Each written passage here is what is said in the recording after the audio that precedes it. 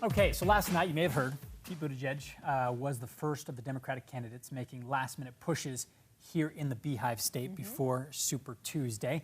So I was there, taking it all in over there. We got there around 4 o'clock. There were already people lined up. What time was the event? At that time. Doors didn't open until 7, Okay. so about 3 hours before the event opened, and then he didn't speak till even much later. But here's a time lapse of that line. This is actually, let's see, I'm trying to remember. This is about 45 minutes, about 6:15, 45 minutes before the doors were open. And I just kind of walked down the line just to get an idea of how many people were there. Oh my goodness. And then it was a few minutes after that that the campaign said, we've registered so far 2,000 people in the line, and they were still, you know, registering people and handing out those stickers, which were those are tickets. And then about a half hour before they started letting people in. This is at around 7 o'clock, and we got in there just before that. And so this was a little look at the excitement around his visit.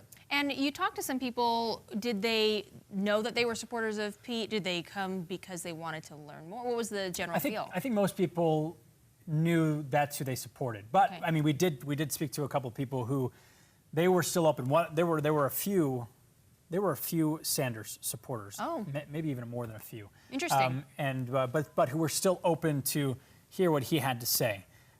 You know, because I mean, he's obviously, you know, kind of made his footprint with his success in Iowa, New Hampshire so far. I mean, he's kind of ahead of the pack.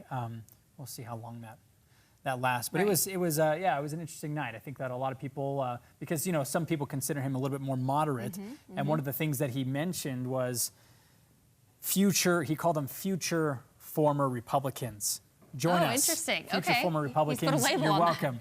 Join us. And he was trying to, you know, encourage those people who don't want to vote, you know, for President Trump and trying to get him on board. Has he been using that rhetoric like future former Republicans, or is that something specific to Utah? Yeah, I don't know. We'll have to watch back and see if he said that in other channels. Focused a lot of his speech on voting President Trump out of office. He didn't really even mention the other Democratic candidates. And he also praised Senator Mitt Romney.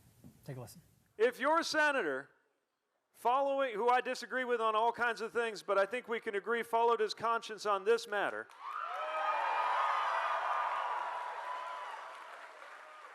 because he was more worried about his relationship with his conscience and with his maker than his relationship with the Republican Party. If he was alone in doing that, if he was the only one, doesn't that say more about what has become of the Republican Party in Washington today than anything else?